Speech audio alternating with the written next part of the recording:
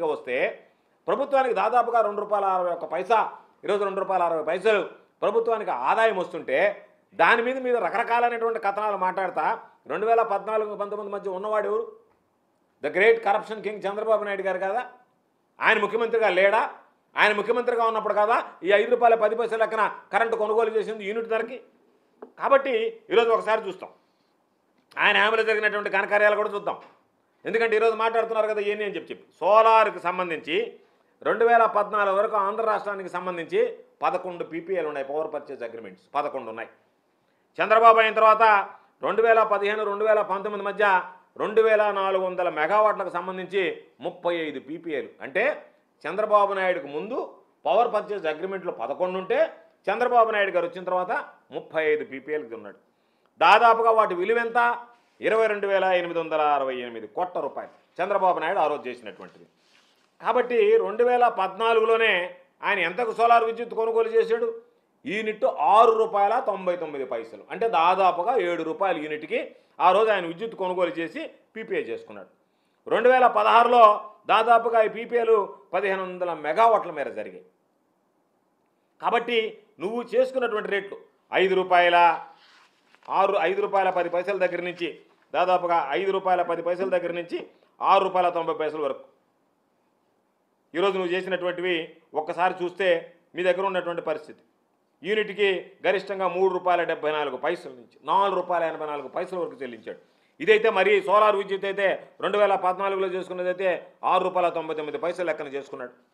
2016లో దాదాపుగా పీపీఎల్ 1500 మెగావాట్ల మీద జరిగాయి.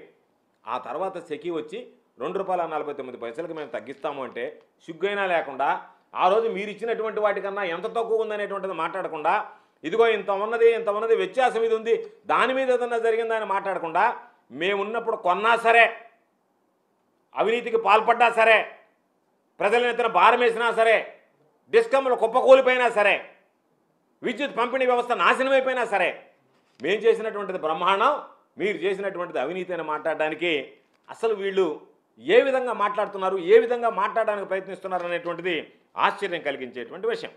అందుకనే 2019-20 సంవత్సరానికి వచ్చినప్పుడు ప్రభుత్వం వచ్చినప్పుడు కూడా రెగ్యులేటరీ కమిషనే ఇచ్చింది విద్యుత్ కొనుగోలుకు సంబంధించి దాదాపుగా రిలీజ్ చేసినటువంటి టారిఫ్లో దానికి సంబంధించి ₹4.63 సోలార్ ప్రాజెక్టుల నుంచి ఉన్నటువంటి యూనిట్ కొనుగోలు ధర దాదాపుగా ₹5.90గా నిర్ధారించింది. అయితే ఈరోజు దాన్ని మనం ₹2.49కే వాళ్ళు ఇచ్చినటువంటి దాన్ని నిర్ధారించినటువంటి కొనుగోలు ధర ₹5.90 ఉన్నా సరే ఈరోజు మనం ₹2.49కే కొనుగోలు చేయగలిగాం. అదేవిధంగా ఇదే చంద్రబాబు నాయుడు గారు ఆయన ఈరోజు మాట్లాడుతున్నారు, పత్రికలు రాస్తున్నారు. ఆయన కూడా ఒక విషయం చెప్పాలి. ఆయన సోలార్ ఎనర్జీ కార్పొరేషన్ ఆఫ్ ఇండియాతో 2016లో ఒక ఒప్పందం చేసుకున్నాడు, 500 మెగావాట్లకు సంబంధించినటువంటి ఒప్పందం. ఆ రోజు ఎంత కొన్నాడు? 500 మెగావాట్లు ₹4.50 కొన్నాడు. సిగ్గుమాలినటువంటిది ఏంటంటే ఈయన ఇదే సోలార్ ఎనర్జీ కార్పొరేషన్ ఆఫ్ ఇండియాతో ఒక 500 మెగావాట్లకు ఒప్పందం కుదుర్చుకుంటే ఆ రోజు ఆయన అక్షరాలు చెల్లించింది ₹4.50. వైఎస్ఆర్ కాంగ్రెస్ పార్టీ ప్రభుత్వంలో జగన్మోహన్ రెడ్డి గారు ముఖ్యమంత్రిగా ఉన్నప్పుడు చేసుకున్నటువంటి ఒప్పందం యూనిట్కి ₹2.49. అంటే దాదాపుగా ₹2 అదనంగా ఆయన సెకీ నుంచి కూడా కొనుగోలు చేయడం జరిగింది.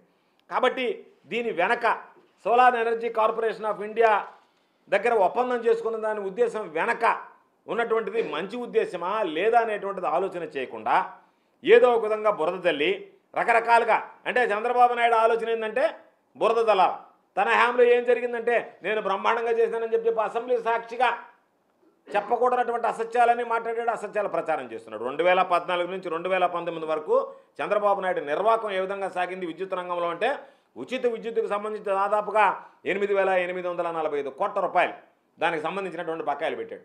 విద్యుత్ ఉత్పత్తిదారులకు సంబంధించి 21,541 కోట్ల రూపాయలు బకాయిలు పెట్టాడు. దాదాపుగా చంద్రబాబు నాయుడు రాకముందు 29,552 కోట్ల రూపాయలు ఉన్నటువంటి విద్యుత్ రంగంలో ఉన్నటువంటి బకాయిలు 86,215 కోట్లకు చేర్చాడు చంద్రబాబు. అది ఆయన సమర్థవంతమైనటువంటి పాలన.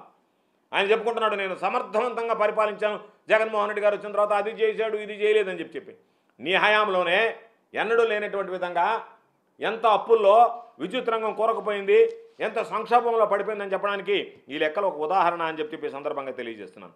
కాబట్టి సెకీతో ఒప్పందానికి ముందు మనం ఎంటర్ కాకముందు రాష్ట్ర ప్రభుత్వం తక్కువ ఖర్చుతో నేను చెప్పినట్టుగా దానికి సంబంధించినటువంటి ప్రయత్నాలు చేస్తే ఆ రోజు దాదాపుగా యూనిట్ కరెంటుకు సంబంధించి ₹2.49 నుంచి ₹2.58 వరకు 24 బిడ్లు దాఖలైతే దానిని చంద్రబాబు నాయుడు తక్కువ రేటుకు వస్తుంది కాబట్టి నేను ఎక్కువ రేటుకు కొన్నా, నేను ఎక్కువ రేటుకు కొని జగన్మోహన్ రెడ్డి గారి ప్రభుత్వం తక్కువ రేటుకు కొంటే నా మీద అందరూ అపోహపడతారు కాబట్టి దాన్ని ఏ విధంగా అడ్డుకోవాలనేటువంటి ఆలోచనతో ఈరోజు దానికి వెళ్ళి కోర్టుకు పంపించి దాన్ని అడ్డుకున్నాడు. అందుకనే అంతకుముందు మామూలుగా ఒకసారి చూస్తే గ్రీన్ ఎనర్జీ అనేటువంటిది విద్యుత్ సరఫరా ఎంత ఉందనేటువంటిది ఒకసారి చూస్తే యూనిట్ ₹5.10 ఉంది. దాదాపుగా డిస్కంలకు విపరీతమైనటువంటి భారం పడింది. అటువంటి పరిస్థితుల్లో ఈరోజు మనం గ్రీన్ ఎనర్జీ కార్పొరేషన్ ద్వారా టెండర్లు పిలిస్తే దానికి అతి తక్కువ ధరకే కోట్ చేస్తే ఆ కోట్ చేసినటువంటి ధరకి ఇస్తే ఇబ్బంది పడద్దని చెప్పి నువ్వు కోర్టుకు పోతే solar energy corporation of India రంగంలోకి వచ్చి మీరు పిలిచినప్పుడు ఒకవేళ ఈ కోర్టు చిక్కులు ఉన్నాయి, దానివల్ల మీకు ఇంత అతి తక్కువ ధరకే విద్యుత్ వచ్చేటువంటి అవకాశం ఉందన్నారు. కాబట్టి ఆ రేటుకే మీరు వేసినప్పుడు ఏదైతే రేటు కోట్ చేశారో ఆ రేటుకే అతి తక్కువ అనేటువంటి ₹2.49 మేము ఇస్తాము అని చెప్పిన మీదట 7,000 మెగావాట్లకు సంబంధించి ₹2.49 అత్యంత చౌకగా ఈరోజు డిసెంబర్ 1, 2021 ఏపీ డిస్కంలు ఏదైతే ఉన్నాయో ఇవి మనం ఒప్పందం చేసుకోవడం జరిగింది. ఇది రాష్ట్ర ప్రభుత్వంలో ఏపీ ఆంధ్రప్రదేశ్ రాష్ట్ర ప్రభుత్వం ఏర్పడిన తర్వాత ఇప్పటి వరకు మనం విద్యుత్ కొనుగోలులో చేసినటువంటి ఒప్పందాలలో అత్యంత తక్కువ రేటు ఒప్పందం ఏదన్నా ఉంటే మొన్న మనం కుదుర్చుకున్నటువంటి ₹2.49 అనేటువంటిది మరొకసారి సందర్భంగా స్పష్టంగా తెలియజేస్తున్నాం. కాబట్టి సెకీ మీద ఒక పథకం ప్రకారం బురద జల్లుతూ అంతకుముందు చంద్రబాబు ఎన్నికలకు ముందు చూసాం ఇదంతా అది లేదు ఇది లేదు రకరకాలైనటువంటి మాటలు మాట్లాడాడు. చంద్రబాబు నాయుడు నోటుకుండా ఎన్ని అబద్ధాలు మాట్లాడతాడంటే మొన్న అసెంబ్లీలో కూడా చెప్పాడు. మేమేం చెప్పాం, ₹2.49 అనేటువంటివి ఇంటర్ స్టేట్ ట్రాన్స్మిషన్ ఛార్జెస్తో కలిపి వాటికి మినహాయింపు ఇచ్చారు కాబట్టి 25 సంవత్సరాల పాటు మనం కట్టబడలేదు అంటే లేదు కట్టాల్సిందే, దానివల్ల ఇంకా పెరుగుతుందని చెప్పి బొక్కాయింపులు. ఈరోజు 15 జనవరి 2021 ఇది లెటర్, ఈ కాపీ కూడా మీకు ఇస్తాను. క్లియర్గా waiver of inter state transmission charges and losses on transmission of electricity generated from solar and wind sources of energy అని చెప్పి దానిని మేము కన్ఫర్మ్ చేస్తున్నాము. కాబట్టి మీకు దీనికి సంబంధించి ఇంటర్ స్టేట్ ట్రాన్స్మిషన్ ఛార్జెస్ ఇవ్వబడలేదు, కేవలం ₹2.49 యూనిట్కే మీకు చేరుస్తాము అని చెప్పి ఇచ్చినటువంటి లేఖ. దీనిని తప్పుదారి పట్టిస్తా లేదు అంటే బహుశా నివేదన మొన్న ఆ కూటమి ప్రభుత్వంలో చేరిన తర్వాత పోయి రద్దు చేయించుకొని వచ్చామో నాకు తెలియదు. రాష్ట్ర ప్రయోజనాలు దెబ్బతీయడానికి, రైతుల ప్రయోజనాలు దెబ్బతీయడానికి మాకు తెలియదు. మా దగ్గర ఉన్నప్పుడు 15 జనవరి 2021 రోజు కేంద్ర ప్రభుత్వం ఇచ్చినటువంటి లేఖ ఇవన్నీ నేను నువ్వు చెప్తే దాగే కాదు, ఇవన్నీ ఉన్నటువంటి పబ్లిక్ డాక్యుమెంట్స్. కాబట్టి ప్రతి ఒక్కదాన్ని చూసి ఏదో ఒక విధంగా మొన్న నాకు నవ్వు వచ్చింది. ఈనాడు టీవీలో ఒక లెటర్ ఆయన ఒక ఆర్టికల్ రాశాడు. 2016లో ఎల్ఈడి టీవీ ₹2 లక్షల ఉంటే అది దాదాపుగా ఇప్పుడు ₹55,000 పడిపోయింది, ₹55,000 దొరుకుతున్నాయి. కాబట్టి కరెంటు కూడా తగ్గేదానికి అవకాశం ఉందని చెప్పి రాశాడు ఆయన. అదేవిధంగా మళ్ళీ ఇంకొకటి రాశాడు, 2000 ఒకవేళ కరెక్ట్ అయితే అది 2020కి వచ్చేటప్పటికి తగ్గాలి కదా, అంతకుముందు ఉన్నటువంటి రేటు ప్రకారం నువ్వు చెప్పిన రేటు ప్రకారం తగ్గలేదే, ఎందుకు పెరగతా పోయాయి? చంద్రబాబు నాయుడు ముఖ్యమంత్రిగా ఉన్నప్పుడు ముందున్నటువంటి రేటు కన్నా ఎందుకు పెరగతా పోయాయి? దానికి కారణం చెప్పలేదే. ఈరోజు పాపం నువ్వు తగ్గేదాని గురించి మాట్లాడుతున్నావు. తగ్గతాయనే కదా మేము మామూలుగా తగ్గించి చేసాం, ఎప్పుడూ లేనంత తగ్గించి రేట్లు చేసామని చెప్తున్నది.